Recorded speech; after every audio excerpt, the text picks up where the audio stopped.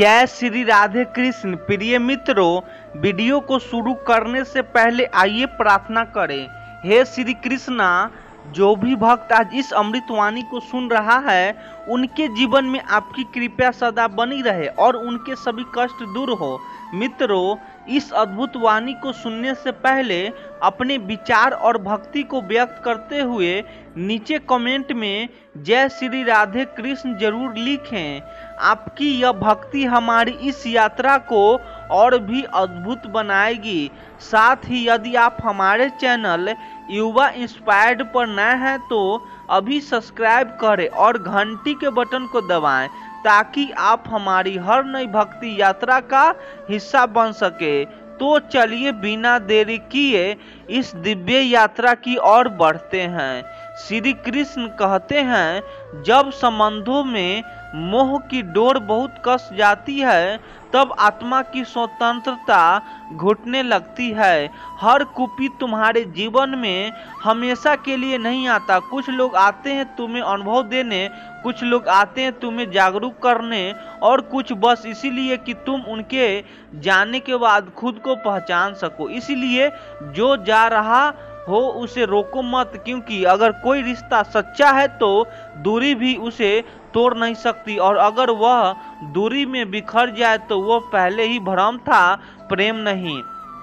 अब जरा ठहर कर सोचिए, हम जीवन में किन चीजों को सबसे ज्यादा पकड़ कर रखते हैं। रिश्ते लोग उनकी बने, उनकी यादें, और जब यह चीज हमसे दूर होने लगती है तो दिल बेचैन हो जाता है। लगता है जैसे कोई हिस्सा टूट गया हो, जैसे सांसें थम सी गई हो। पर क्या दूरी अंत होती है?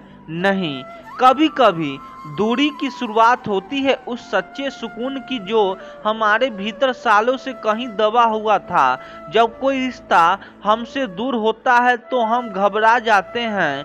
हम बार बार उस इंसान को समझाने की कोशिश करते हैं, मिन्नतों करते हैं वो लौट आए। हम हर बार खुद को कोसते हैं कि शायद हमारी कोई गलती रही होगी। लेकिन जरा सोचिए, अगर वह रिश्ता इतना मजबूत होता तो क्या इतनी आसानी से दूर हो जाता?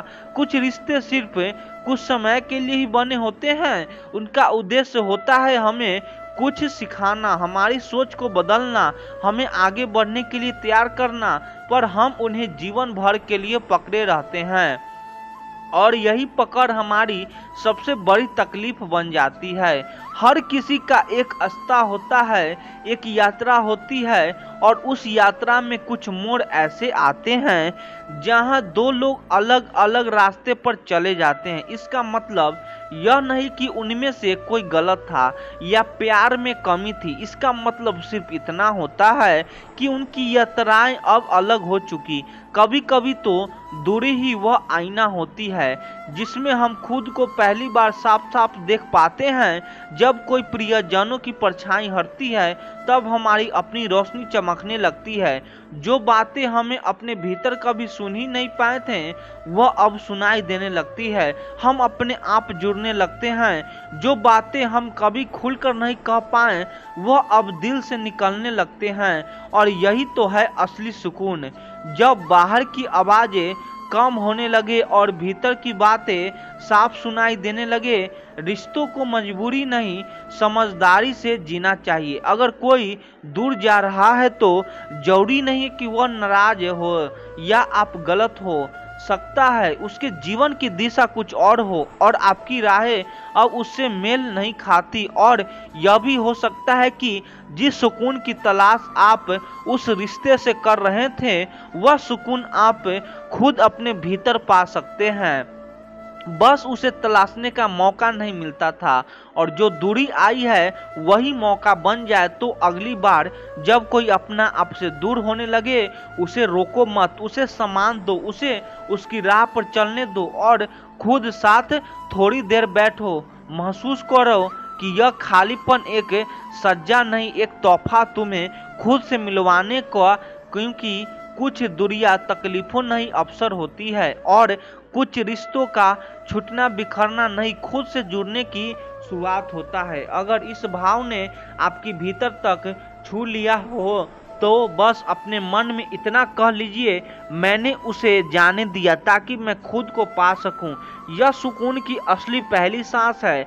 श्री कृष्ण कहते हैं, इस सृष्टि में सबसे पहला स्पर्श जो आत्मा को शांति देता है वह माँ का होता है। उसकी गोद में ईश्वर की करुणा बरसती है और उसकी ममता में सृष्टि का समर्पण होता है।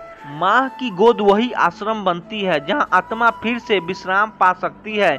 माँ के हृदय में कोई तर्क नहीं, कोई शर्त नहीं, वहाँ केवल स्वीकार है, और जहाँ पूर्ण स्वीकार हो वहाँ पूर्ण सुकून भी होता है।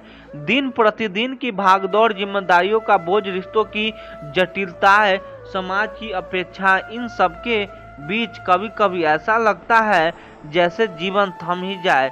शरीर थक जाता है पर उससे भी ज्यादा मन थकता है। कोई आवाज नहीं समझती, कोई कंधा पर्याप्त नहीं लगता और कोई मुस्कान उस उदासी को छू नहीं पाती जो भीतर पिघलती रहती है। ऐसे में कोई जब पूछता है तू ठीक तो है ना, तो जवाब में एक झूठी मुस्कान मिलती है, लेकिन उस मुस्कान के पीछे क्या होता है यह शायद एक ही इंसान बिना पूछे समझ लेती है, और वह होती है माँ। माँ की गोद कोई साधारण जगह नहीं होती, वो ईश्वर का वह टुकड़ा होती है जिसे उसने धरती पर भेजा है ताकि उसकी करुणा हमेशा हमारे पास रहे। जब जीवन को शोर बढ़ जाए, जब दुनिया सुनने के बजाय सवाल करने लगे, जब खुद की आवाज भी अनसुनी लगने लगे, तब माँ की गोद वह मौन बन जाती है जिसमें हर दर्द बिना शब्दों के बह जाता है। कोई और नहीं समझ पाएगा कि तुम क्यों रो रहे हो। माँ बिना देखे भी समझ जाती है कि आंसू अंदर रुके हुए हैं, और जब वह बस इतना कहती है यहाँ बैठ जा, तो वहाँ आमंत्रण नहीं होता। मनुष्य की सोच उसका सबसे पहला मित्र या सबसे पहला शत्रु बन सकती है। सोच केवल एक विचार नहीं होती, वह एक दिशा होती है जिसमें हमारी पूरी जीवन यात्रा बहती है। जब कोई यह मान लेता है कि अब मुझसे कुछ नहीं होगा, तो वह यह नहीं जानता कि वह केवल एक वाक्य नहीं कर रहा है, वह अपने भीतर के हर दरवाजे को बंद कर रहा है। वह धीरे धीरे अपने अंदर की विश्वास को, अपनी संभावनाओं को और अपनी आत्मा की आवाज को भी खो देता है। कोई भी इंसान एक क्षण में हार नहीं मानता। हार हमेशा उस क्षण शुरू होती है जब वह यह मान लेता है कि अब प्रयास करना व्यर्थ है। यह मान लेना कि मैं कुछ नहीं कर सकता सबसे घातक सोच है, क्योंकि यह सोच न केवल वर्तमान को रोकती है बल्कि भविष्य को भी अंधकार में धकेल देती है।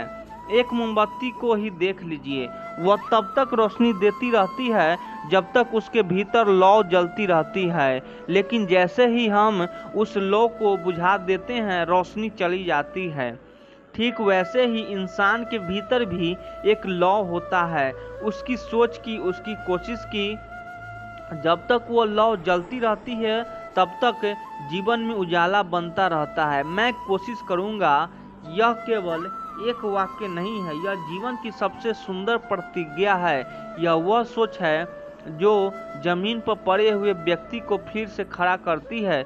यह वह विचार है जो निराशा से भरे मन में उम्मीद का दीपक जलाता है। जिस इंसान के पास सब कुछ हो लेकिन प्रयास करने की सोच ना हो, वह कभी आगे नहीं बढ़ पाता। वहीं एक साधारण इंसान जिसके पास ना धन है ना सहारा, यदि उसमें यह विचार हो कि मैं कोशिश करूंगा, तो वह साधारण से असाधारण बन सकता है। दुनिया के इतिहास में जितने भी परिवर्तन हुए हैं वे सब उसी एक सोच से शुरू हुए हैं। कोशिश करने की सोच, चाहे वह एक किसान हो जो बंजर जमीन को हरियाली में बदल देता है, या एक माँ जो तमाम संघर्षों के बाद भी अपने बच्चों को मुस्कान देती है, या वह विद्यार्थी जो कई बार फेल होने के बाद भी हार नहीं मानता। उन सभी के भीतर एक बात समान होती है, मैं कोशिश करूंगा। यह कोशिश ही है जो हमारी नींद से लड़ती है, आलस्य से टकराती है, असफलता को गले लगाती है और अंत में सफलता में बदल जाती है।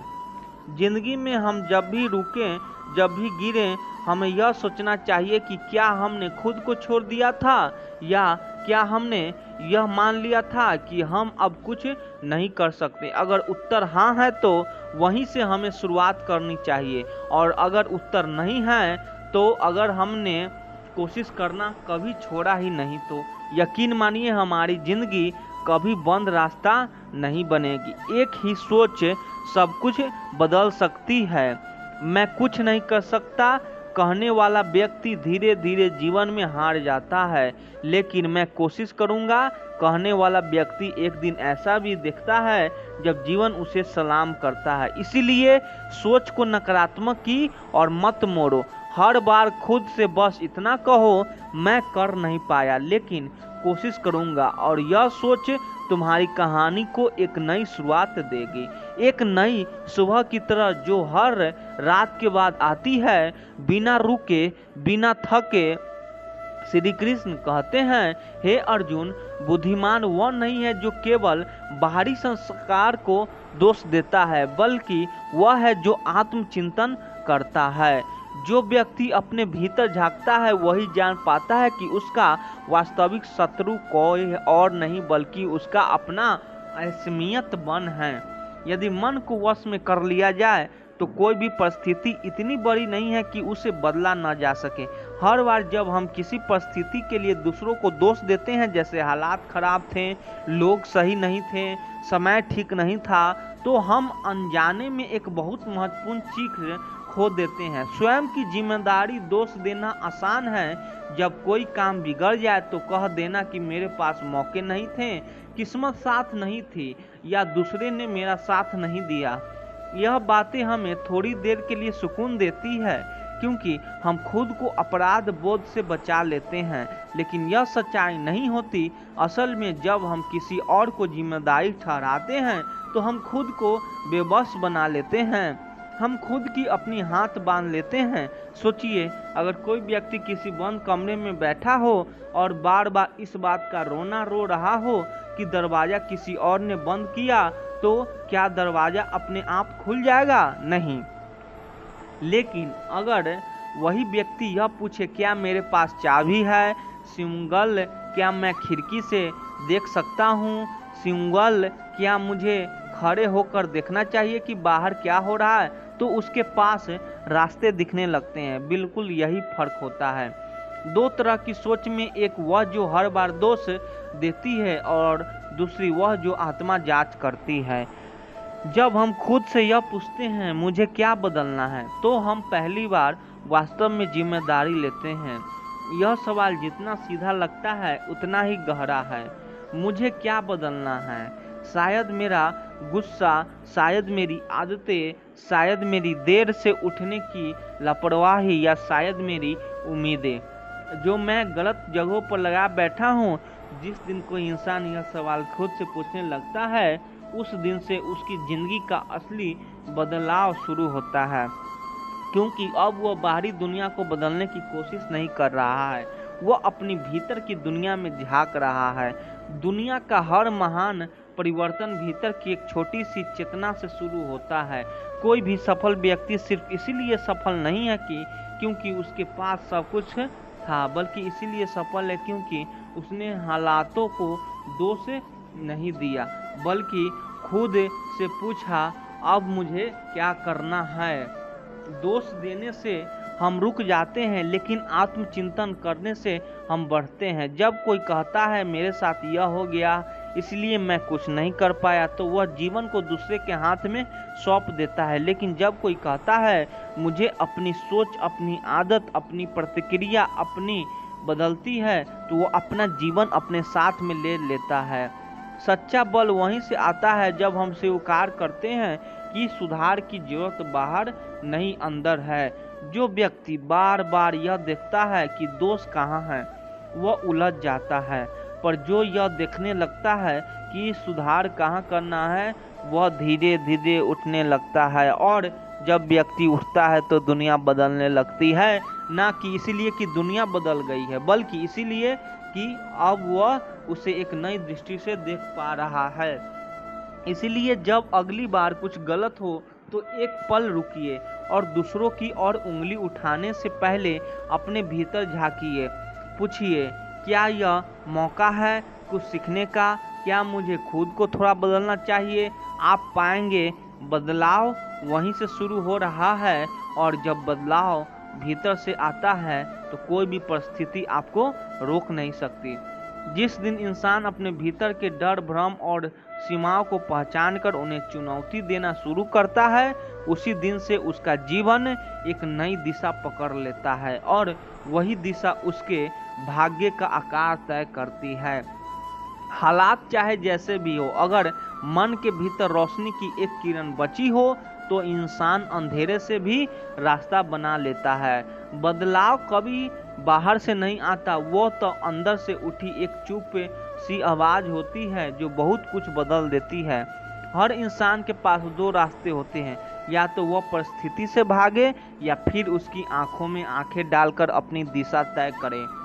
जो दूसरा रास्ता चुनता है वही असल में अपने जीवन का मालिक बनता है।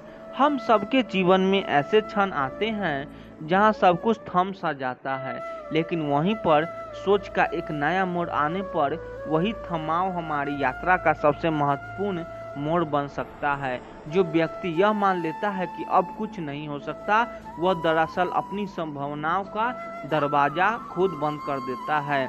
लेकिन जो सोचता है क्यों नहीं जरनीय बदलते ही वह दुनिया पहले जैसे नहीं रह जाती। कभी कभी हमें जो सबसे बड़ा तोहफा मिलता है वह एक नया विचार होता है जो हमारी नींद उड़ा देता है, सोच की जमीन हिला देता है और जिंदगी को एक बिल्कुल नया आकार दे देता है।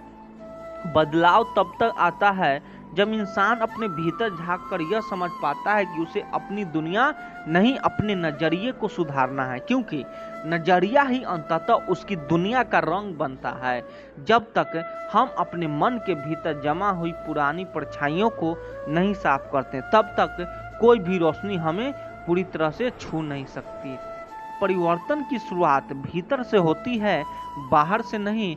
हम बार बार यही सोचते हैं कि लोग हमें समझे, वक्त हमारे अनुसार चले, लेकिन हम भूल जाते हैं कि जब हम खुद को समझने लगते हैं तभी सारा संसार भी समझ में आने लगता है। कोई भी व्यक्ति महान इसीलिए नहीं होता कि उसके पास संसाधन होते हैं, बल्कि इसीलिए होता है क्योंकि उसके पास सोच होती है जो उसे हर बार नए तरीके से प्रयास करने की ताकत देती है।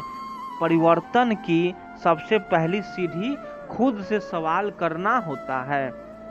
क्या मैं उसी तरह सोच रहा हूँ जैसे मुझे सिखाया गया था, या वैसे जैसे मुझे अब जीना चाहिए? अक्सर हम सोचते हैं कि कोई आए और हमें प्रेरित करे, लेकिन सबसे गहरी प्रेरणा तब आती है जब हम खुद से कहते हैं अब और नहीं, अब कुछ अलग करना है। इंसान को जब यह समझ आने लगता है कि उसकी सबसे बड़ी ताकत उसकी मानसिकता है, तब वह किसी भी विपरीत स्थिति को अपनी शिक्षा में बदल देता है। जो इंसान दूसरों की तरह बनने की होड़ में अपनी सोच खो देता है, वह धीरे धीरे अपनी असली स्वरूप से दूर चला जाता है, जबकि असली शक्ति उसे सोच में छिपी होती है जो उसे सबसे अलग बनाती है। कई बार जिंदगी में बदलाव किसी बड़े हादसे से नहीं बल्कि एक छोटे से विचार से शुरू होता है जो हमारी सोच को धीरे धीरे बदल देता है और अंततः हमें नया इंसान बना देता है।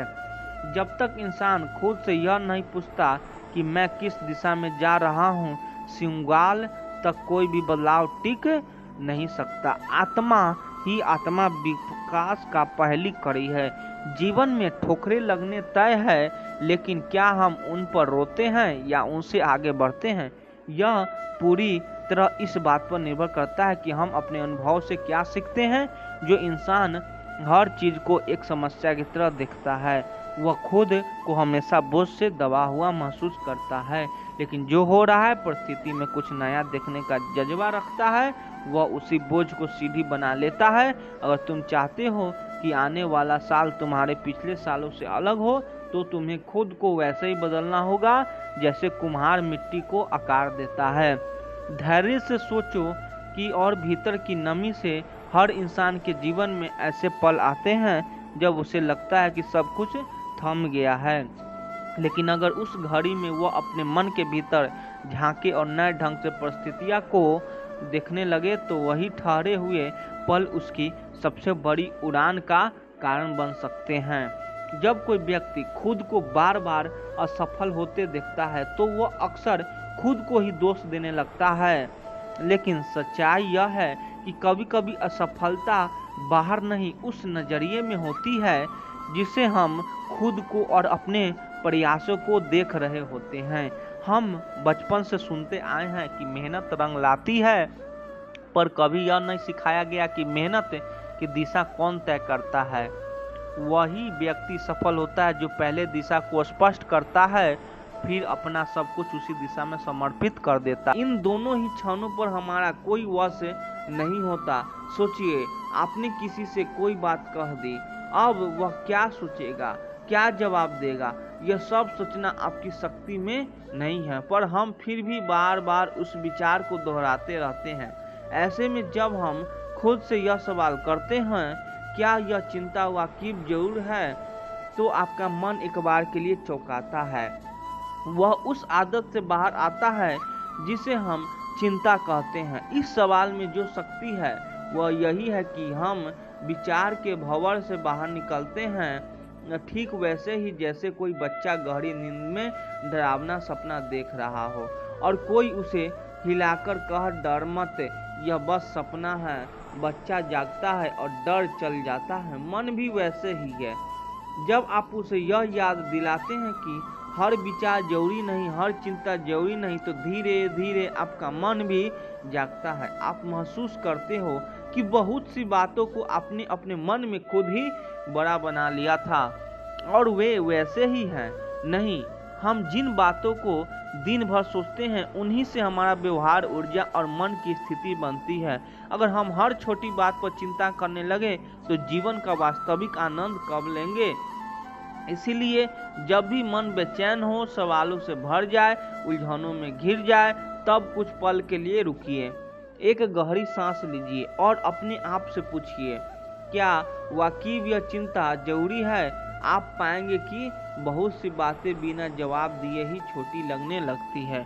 कुछ सवालों का जवाब खामोशी में होती है और कुछ चिंताओं का हाल छोड़ देने में। मन को संभालने के लिए जरूरी नहीं कि आप सब कुछ समझो, जबकि आप खुद को समझो, और खुद को समझना तब शुरू होता है जब हम यह स्वीकार करते हैं, हर बात पर सोचते रहना जीवन नहीं है, उसे जीना ही जीवन है। श्री कृष्ण कहते हैं, जो व्यक्ति स्थिर चित्त होकर स्वयं को भीतर देखता है वही सच्चा आत्मज्ञान को प्राप्त करता है। वैसे शांत जल में आकाश स्पष्ट दिखता है, वैसे ही शांत मन में आत्मा का प्रतिबिंब दिखाई देता है। आज की दुनिया में हर कोई दौड़ रहा है, कोई सफलता के लिए, कोई पैसों के पीछे, कोई पहचान के लिए और कोई दूसरों के पीछे छोड़ने के लिए। सुबह से रात तक इंसान भागता रहता है। काम, जिम्मेदारियां, लक्ष्य, सपने, अपेक्षाएं, और इस दौड़ में वह सबसे जरूरी चीज खो देता है, अपना आपा, अपनी शांति, अपना ठहराव। हम सोचते हैं कि जितना ज्यादा करेंगे उतना ही ज्यादा मिलेगा, जितनी तेजी से दौड़ेंगे उतनी जल्दी मंजिल तक पहुंचेंगे। लेकिन क्या कभी इस बात पर ध्यान दिया है कि भागते भागते हमने जीना ही छोड़ दिया।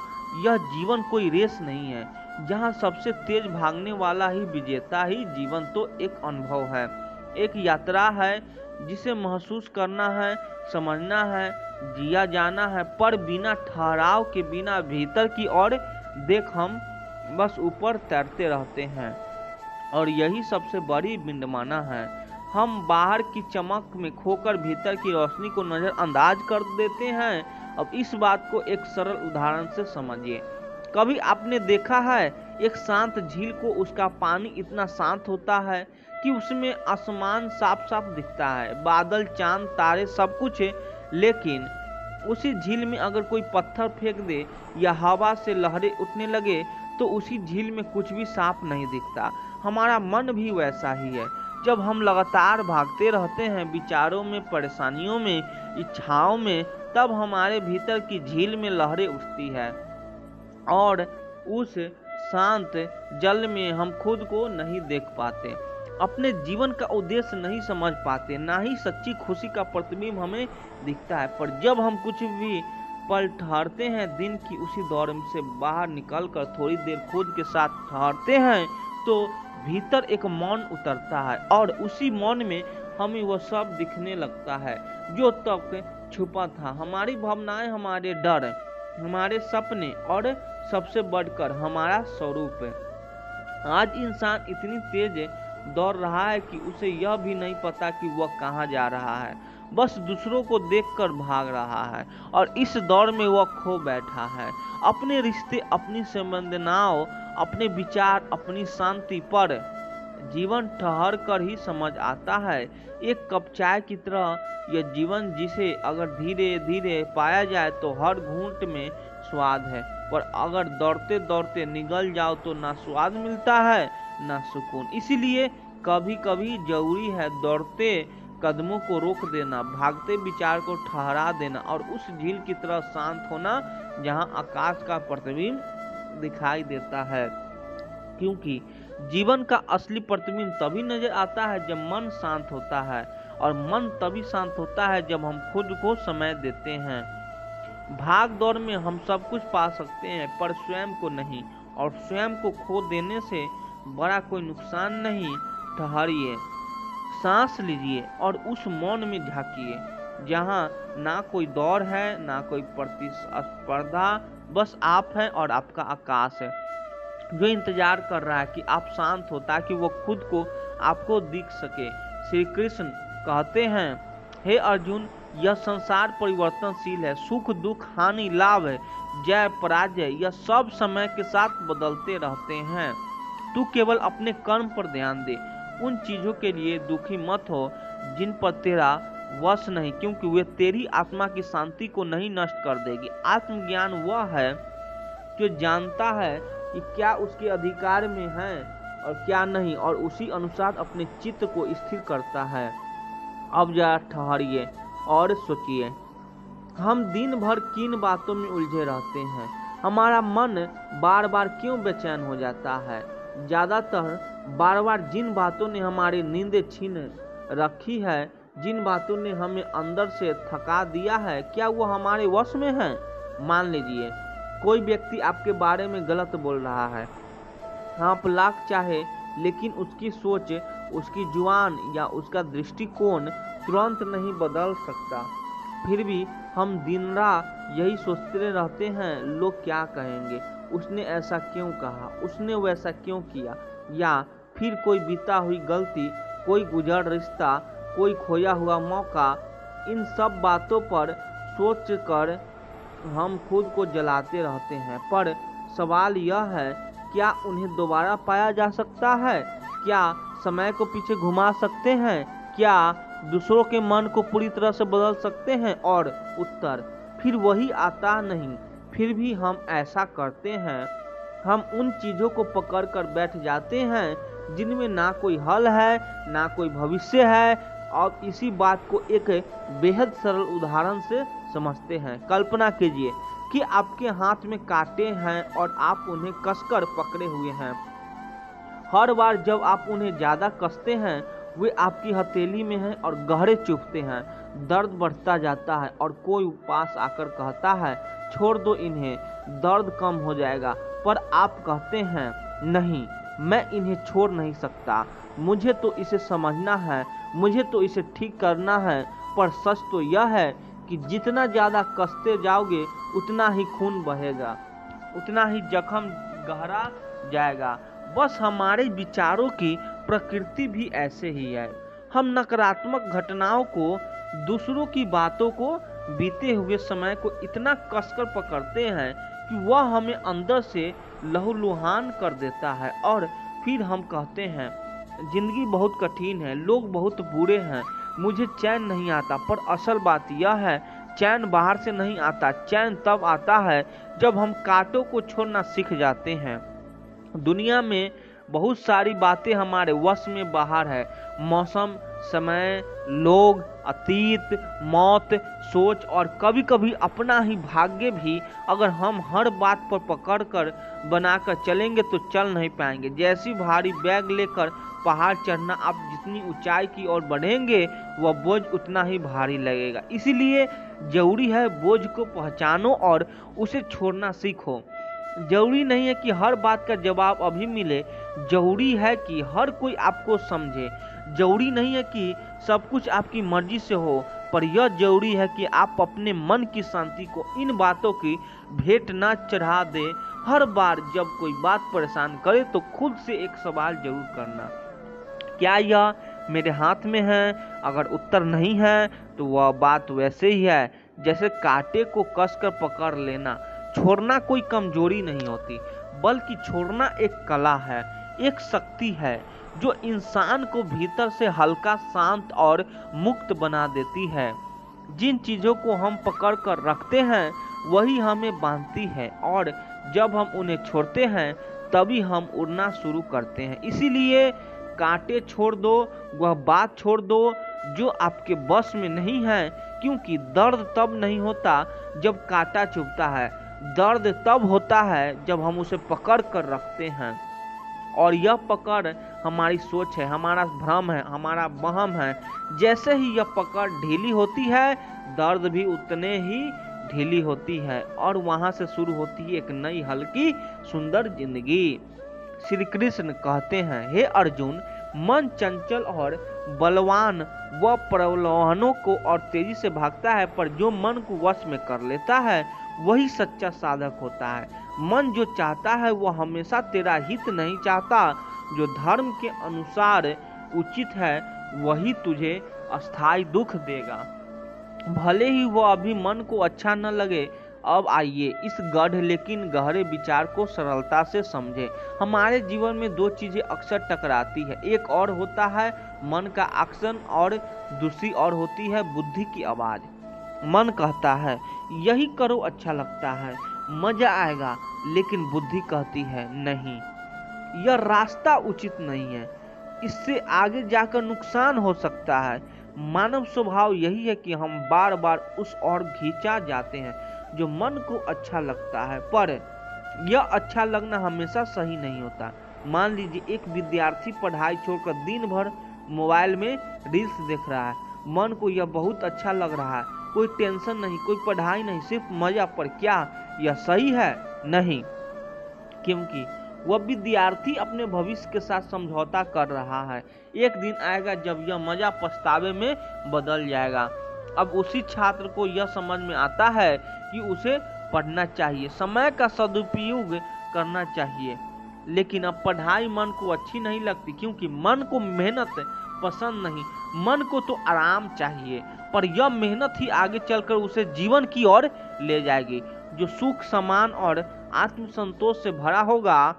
बस यही संघर्ष तो हर इंसान के भीतर चलता है, एक तरफ मन की चाह, दूसरी तरफ सही की राह।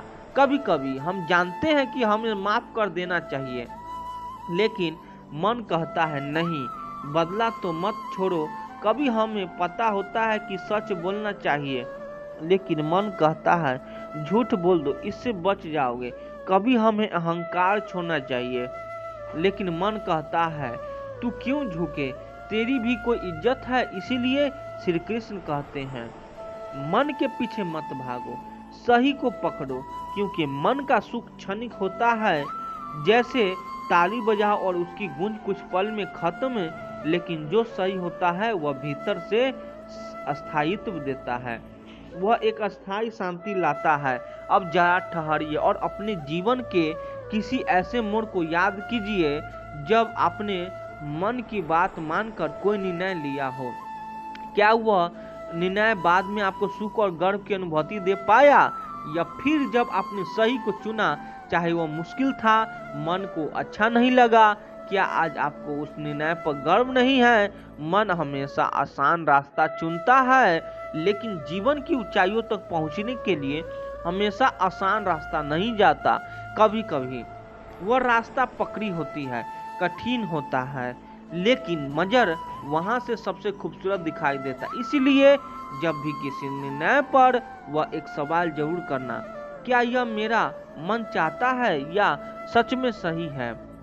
क्योंकि जो मन चाहता है वह तत्कालिक सुकून दे सकता है, पर जो सही है वह आत्मा को शांति देता है।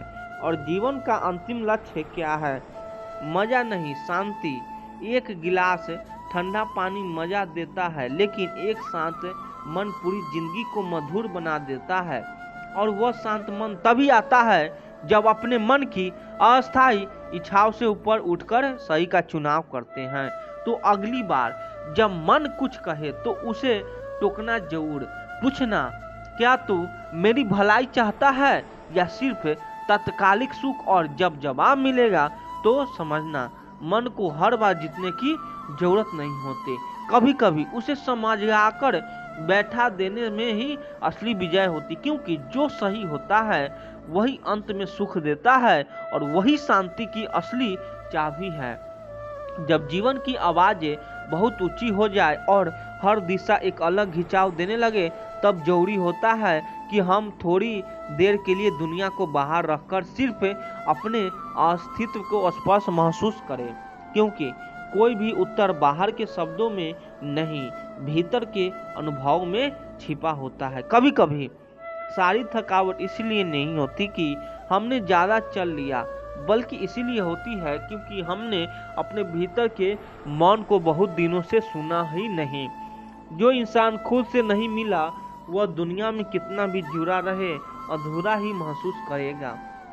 हर सुबह सिर्फ सूरज नहीं उगता, हर सुबह यह मौका भी लेकर आती है कि तुम कल की बिखरी हुई आत्मा को आज फिर से जोड़ सको। जिंदगी को बार बार शुरू करने की जो ताकत हमें मिली है वह किसी वरदान से कम नहीं। जिस दिन इंसान यह मान ले कि उसे हर सवाल का जवाब जानना जरूरी नहीं, उसी दिन उसके भीतर एक हल्की सी राहत उतरती है। शांति जवाबों में नहीं, स्वीकार करने की उस कला में है जहां सवाल भी रहने दिए जाते हैं बिना किसी बेचैनी के। जब सब कुछ होते हुए भी मन का कोना खाली लगने लगे तो समझ लेना कि अब तुम्हें दूसरों से नहीं, खुद से मुलाकात की जरूरत है। और यह वह मुलाकात होती है जहां शब्दों की जरूरत नहीं होती, बस मौन ही बहुत कुछ कह देता है। हर वह इंसान जो दूसरे के लिए हंसता रहा है लेकिन खुद की मुस्कान के धीरे धीरे खो चुका है, उसे एक दिन रुक कर पूछना चाहिए, क्या मैं अपने लिए भी कभी जी पा रहा हूँ? क्योंकि अपने ही अपेक्षा से बड़ी कोई थकावट नहीं होती। जिंदगी पर हर बदलती है, मगर हम खुद को एक ही तकलीफ में बांध कर रख देते हैं। याद रखो, जो बीत चुका है वो अब तुम्हारा हिस्सा नहीं है, लेकिन अगर तुम उसको पकड़ कर बैठे रहोगे तो जो नया आ रहा है वो कभी भीतर उतर नहीं पाएगा। हर कोई शांति चाहता है, लेकिन कोई यह नहीं समझना चाहता कि शांति पाने के लिए पहले अपने भीतर की भीड़ को देखना पड़ता है। जब तक अपने ही विचारों से भागते रहोगे तब तक कोई मंजिल चैन नहीं देगी। जो इंसान सबको समझने में लग रहा रहता है वो धीरे धीरे खुद को भूलने लगता है, और यही धूल सबसे महंगी पड़ती है। अगर तुम दूसरों के लिए मौजूद रह सकते हो तो खुद के लिए भी कुछ वक्त निकालो, क्योंकि आत्मा की भूख है रिश्तों से नहीं, खुद की नजदीकों से मिटती है।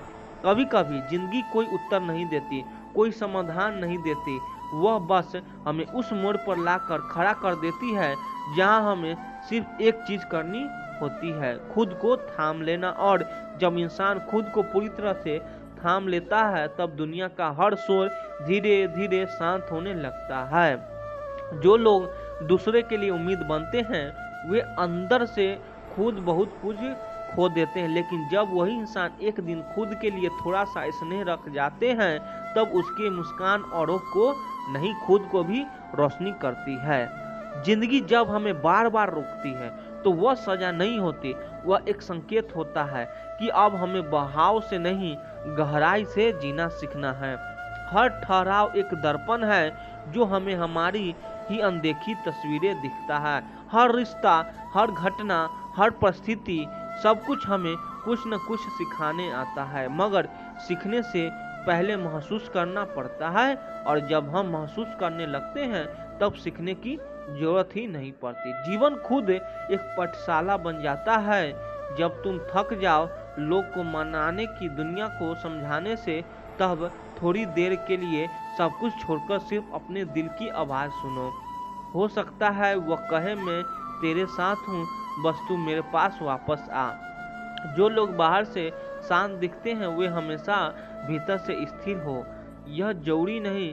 कई बार वह लोग सबसे ज़्यादा संघर्ष कर रहे होते हैं लेकिन बोलते नहीं, और यही चुप्पी सबसे ऊंची पुकार बन जाती है। हर बार समाधान खोजने की जरूरत नहीं होती, कभी कभी सिर्फ यही स्वीकार कर लेना कि मैं नहीं जानता, यह भी शांति दे सकता है। क्योंकि कई बार ज्ञान से ज़्यादा सुकून अज्ञान में होता है। जब वह अहंकार से मुक्त हो, कभी कभी सारी कोशिश विफल हो जाती है, सारे रास्ते थम जाते हैं और इंसान खुद से सवाल करता है अब क्या।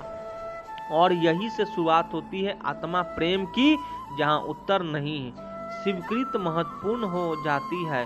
हर वह रिश्ता जो तुम्हें खुद से दूर करता है, वह रिश्ता चाहे जितना भी प्यारा हो, एक दिन तुम्हारे भीतर रिक्तता छोड़ जाएगा। इसीलिए सबसे पहले संबंध तुम्हारा साथ होना चाहिए, बाकी सब तो उसकी परछाई है। जिंदगी की सबसे बड़ी कला यह नहीं है कि तुम कितना कमा लेते हो, बल्कि यह है कि तुम कितना पा लेने के बाद भीतर से शांत और विनम्र रह पाते हो। और अंत में जब सब कुछ कह जा चुके होगा और सब कुछ रिश्ते अपनी भूमिका निभा चुके होंगे, तब तुम्हें सिर्फ एक चीज संभाल कर रखनी होगी, तुम्हारा अपना अंतरात्मा, क्योंकि वही से हर शांति शुरू होती है। हर बार कुछ नया पाने की चाह में जब इंसान पुराने पलों को पीछे छोड़ता है, तब वह यह भूल जाता है कि वह पल कभी उसके जीवन की सबसे बड़ी कमाई थे। जिंदगी की सबसे बड़ी दौलत वह स्मृतियाँ होती है जिनमें हमारा असली रूप छुपा होता है। कुछ रिश्ते इसीलिए नहीं टूटते क्योंकि उनमें गलतियाँ होती है, बल्कि इसीलिए क्योंकि हम उन्हें समझने के बजाय सुधारने की जल्दबाजी कर बैठते हैं। कभी कभी साथ निभाने के लिए तर्क नहीं, बस मौन अपनाना पड़ता है। जब तुम्हारे भीतर का संसार तुमसे रूठ हो जाए, तब बाहर की दुनिया तालियां बजा रही हो, तब रुक कर सोचना, किसी की तालियां से तुम्हें वाकिफ संतोष मिलता है? क्योंकि असली शांति भीतर की मुस्कान से उपजती है।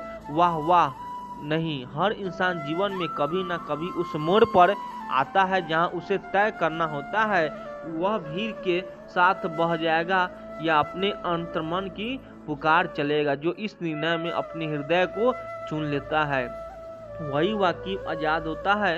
जब तुम्हारे भीतर के भावनाएं शब्दों में ढलना बंद कर दे और आंखें भीगने लगे बिना किसी कारण के, तब समझ लेना तुम्हारी आत्मा तुम्हें कुछ कह रही है। उस आवाज को मत टालो, वही तुम्हारा सबसे सच्चा मार्गदर्शन है। सारी दुनिया को समझने की कोशिश में जब हम खुद को ही भूलने लगे, तब एक पल के लिए अपनी परछाई को देखना चाहिए। वह बहुत कुछ कहती है, बिना बोले बिना बदले, बस साथ चलकर। हर बार ठोकर खाकर गिर जाना असफलता नहीं होती। असली हार तो तब होती है जब हम गिरने के बाद खुद से नजर चुराने लगते हैं।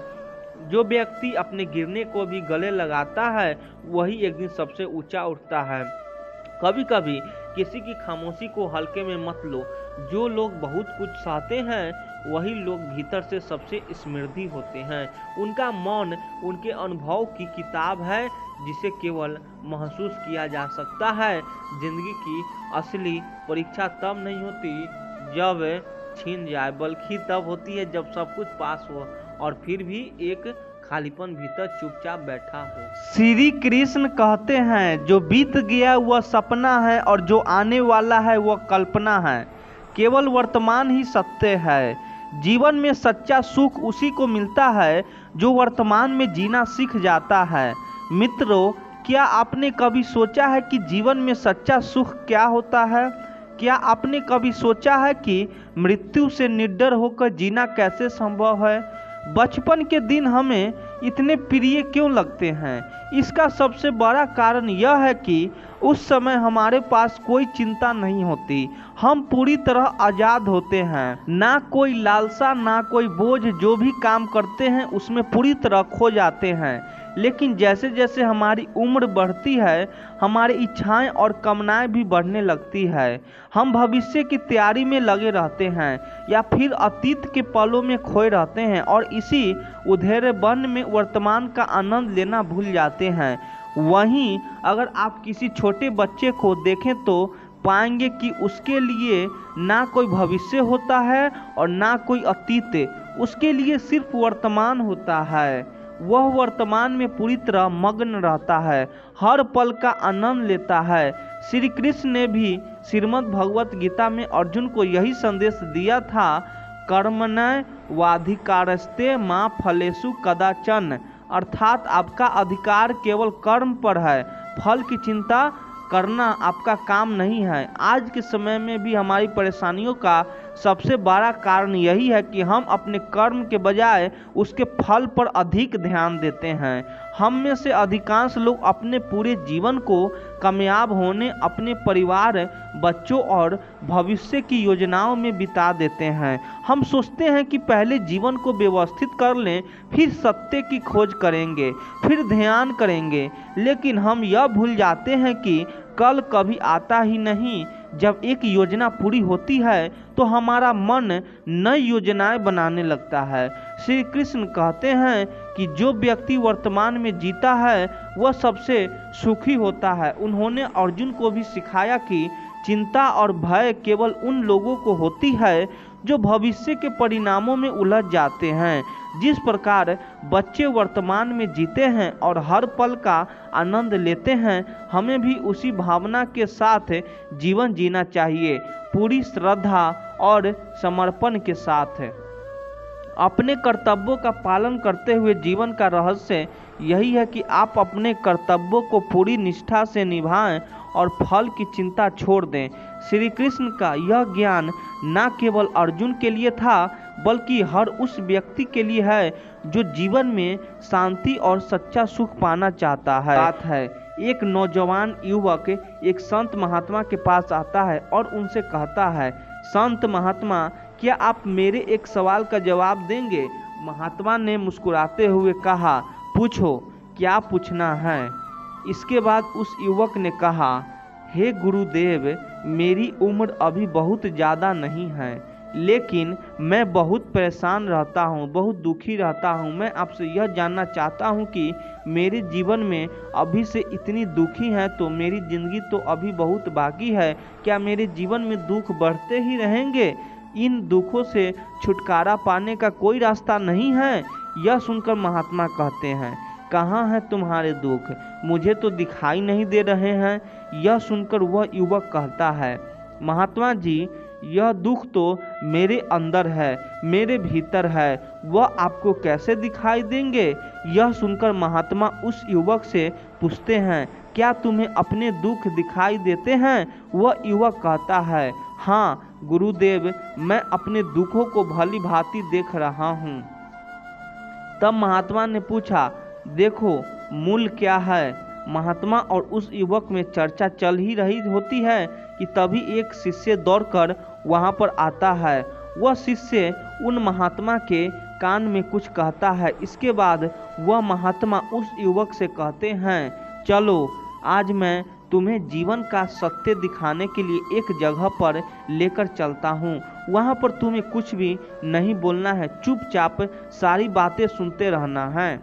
इसके बाद तुम्हें अपने सारे प्रश्नों का उत्तर खुद ही मिल जाएंगे। यह कहकर वह युवक महात्मा के पीछे चलने लगता है। कुछ दूर चलने के बाद महात्मा एक घर में प्रवेश करते हैं।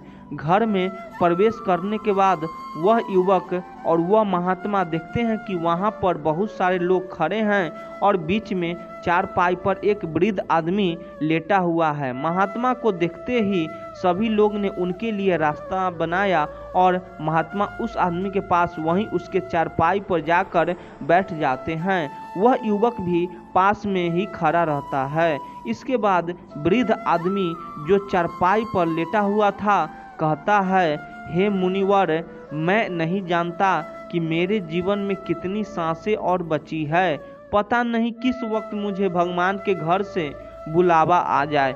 मैं मरने से पहले अपने कुछ सवालों के जवाब आपसे जानना चाहता हूँ। मुझे पता है कि उन सवालों के जवाब आप ही मुझे दे सकते हैं, इसीलिए मैंने आपको यहाँ पर बुलाया है। इसके बाद उस वृद्ध आदमी ने कहना शुरू किया, हे मुनिवर, अपने आखिर वक्त में मुझे अपने बचपन के दिन बहुत याद आ रहे हैं। मैं अपने बचपन के दिनों को याद करता हूँ और सोचता हूँ कि वह भी क्या दिन थे। ना कुछ पाने की फिक्र, ना कुछ खोने का गम। बचपन के उन दिनों को याद करके मेरी आंखों में आंसू आ जाते हैं। मुझे लगता है कि कितनी आज़ादी थी उस समय। मेरा मन कितना खुला हुआ था। मन में कुछ भी पाने की इच्छा नहीं थी। जिस भी खेल में लग जाते थे उसी खेल में पूरे दिन लगे रहते थे। लेकिन कुछ समय बाद जैसे जैसे मैं बड़ा होने लगा वैसे वैसे लोग मुझे ज़िंदगी की दौड़ में आगे निकालने के लिए कहने लगे। मेरे पिता अक्सर मुझसे कहा करते थे कि तुम पढ़ाई में अपने भाई जैसे क्यों नहीं हो, तुम दूसरे लोगों से पीछे क्यों रहते हो, आखिर आगे चलकर क्या करोगे। यह सब सुनकर मेरा मन बहुत बेचैन रहने लगा। मुझे बहुत ताने मारते थे क्योंकि ना तो मैं खेल में अच्छा था और ना ही पढ़ाई में अच्छा था। सब लोग मुझे किसी और की तरह बनने के लिए कहते थे और उन तानों से तंग आकर मैंने जीवन में कुछ हासिल करने का निश्चय किया। मैंने अपने आप से वादा किया कि मैं भी अपने भाई की तरह कामयाब इंसान बनूंगा और इसके लिए मैं दिन रात मेहनत करूंगा। फिर मैं रात दिन मेहनत करने में लग गया। शुरुआत में बहुत मुश्किलें थी, बहुत निराशा हाथ लगी, मैं असफल भी हुआ, लेकिन मैंने हार नहीं मानी और फिर एक दिन मैंने खुद अपना व्यापार खड़ा कर लिया। उसके बाद मुझे कुछ पाने का एहसास हुआ। मुझे बहुत खुशी हुई क्योंकि जो लोग कल मुझे ताने देते थे वही लोग अब मेरे आगे पीछे घूमने लगे थे। कुछ वक्त बाद एक रईस बेटी के साथ मेरी शादी हो गई और उसके बाद मुझे लग रहा था जैसे मेरा जीवन स्वर्ग बन गया हो। कुछ साल बाद मुझे 2 बेटे प्राप्त हुए। दोनों बहुत ही सुंदर और हर्षित थे। अब मेरा मन मेरे बच्चों के लिए कुछ करने की उत्सुक हो गया। मैं और भी ज़्यादा धन कमाने में लग गया और जल्द ही मैं अपने नगर का सबसे बड़ा व्यापारी बन गया। सब कुछ अच्छा चल रहा था, लेकिन अनहोनी को कौन टाल सकता है। एक दिन अचानक मेरी पत्नी का देहांत हो गया। वह मुझे छोड़कर चली गई। इससे मुझे बहुत गहरा सदमा पहुंचा। मैं कई दिनों तक अपने घरों से बाहर नहीं निकला। मेरे बेटे मुझे हिम्मत देते कि पिताजी, माताजी तो नहीं रही और जो हो चुका है वो वापस नहीं आ सकता, लेकिन हम दोनों भाई आपका हमेशा साथ देंगे, आपकी हमेशा सेवा करेंगे। आपको किसी बात की कोई चिंता करने की आवश्यकता नहीं है।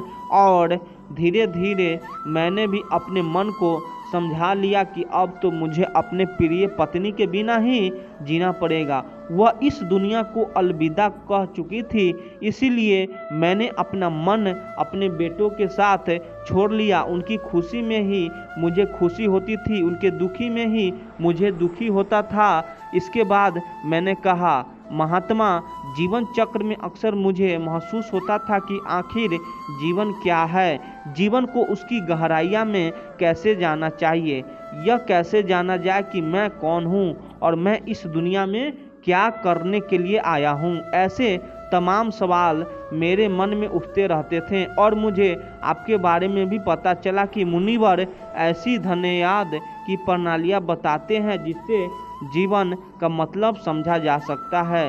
लेकिन मैं हमेशा सोचता रहता कि मैं पहले अपने जीवन से दुखों को दूर कर देता हूँ, उसके बाद ध्यान में अपना पूरा मन लगाऊंगा। और यही सोच कर मैं कभी ध्यान नहीं कर पाता था। धीरे धीरे वक्त भी हाथ से निकल चुका था इसी तरह, और आखिर में उम्र ढलने के बाद मैं बीमार पड़ गया।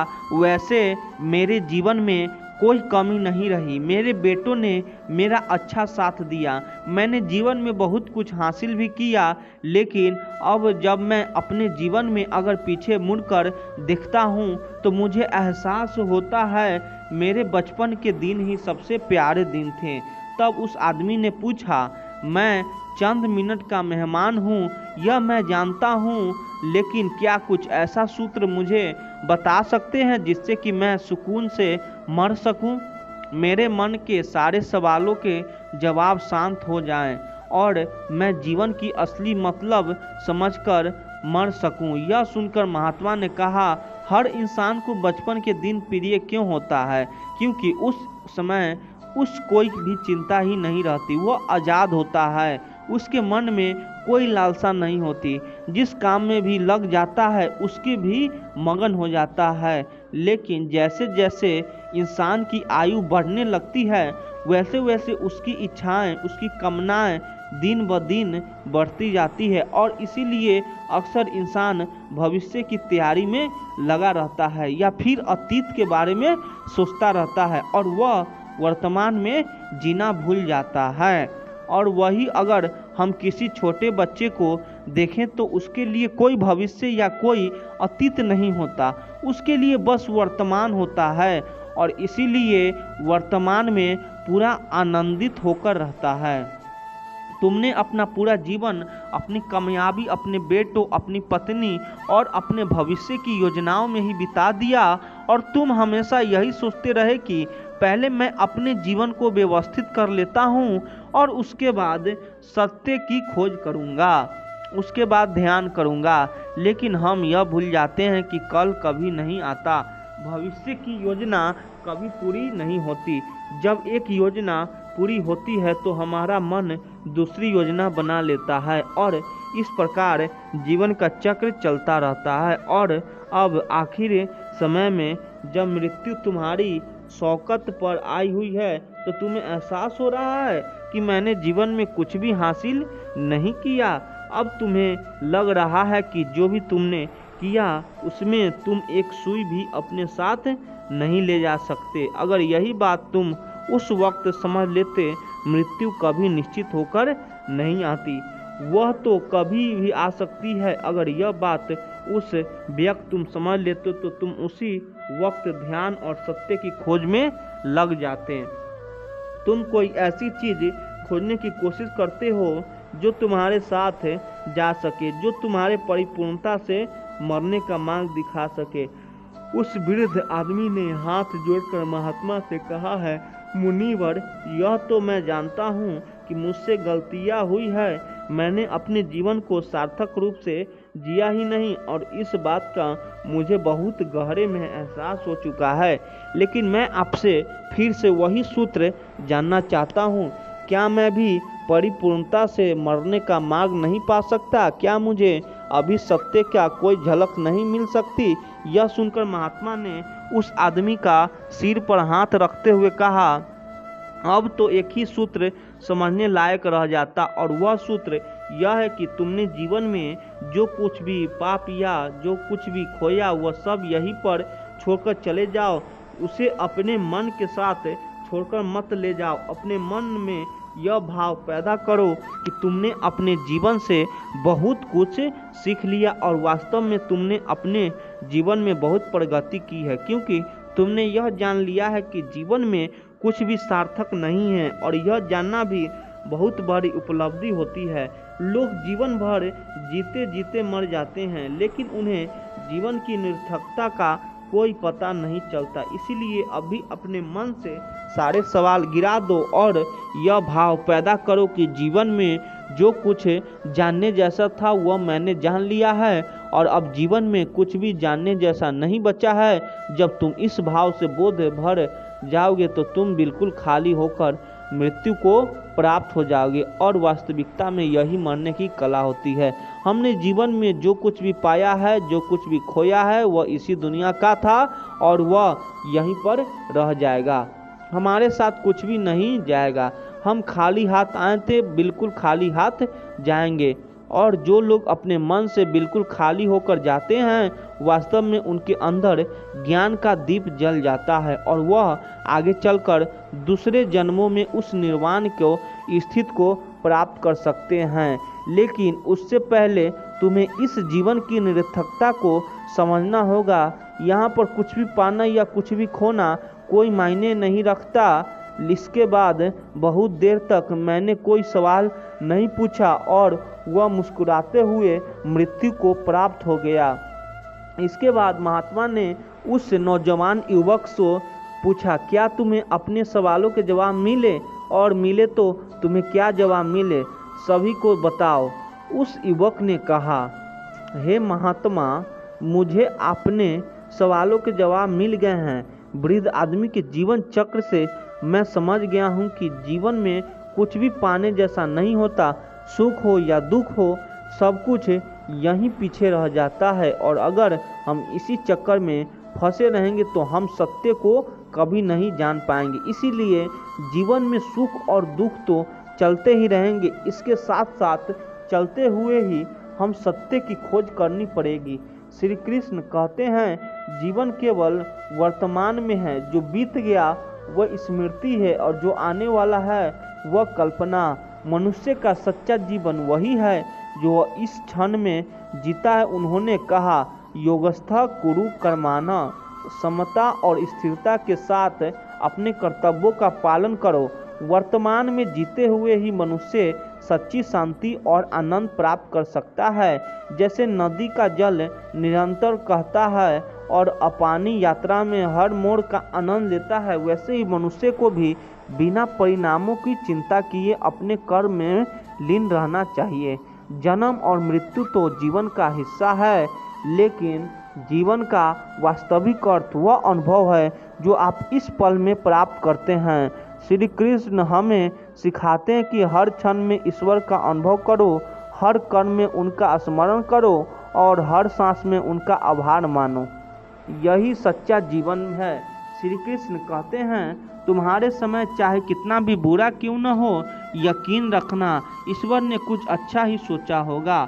समझदार इंसान वह नहीं जो ईंट का जवाब पत्थर से दे, बल्कि वह है जो स्थिति को समझकर सही कदम उठाए।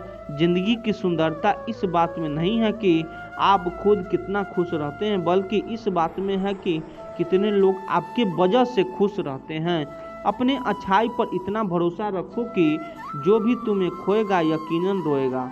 व्यक्ति का व्यवहार देखना हो तो उसे सम्मान दो, अगर आदत देखनी हो तो स्वतंत्र कर दो, अगर उसकी नीयत देखनी हो तो उसे कर दो और अगर गुण देखना हो तो उसके साथ कुछ समय बिताओ। तेरी मर्जी से हर बार ढल जाओ, यही मुमकिन नहीं है। मेरा भी अपना वजूद है, मैं कोई आईना नहीं है।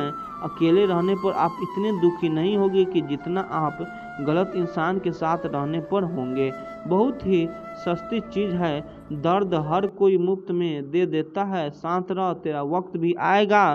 शांत रहकर लक्ष्य पर ध्यान दे, तू एक दिन जरूर मुस्कुराएगा।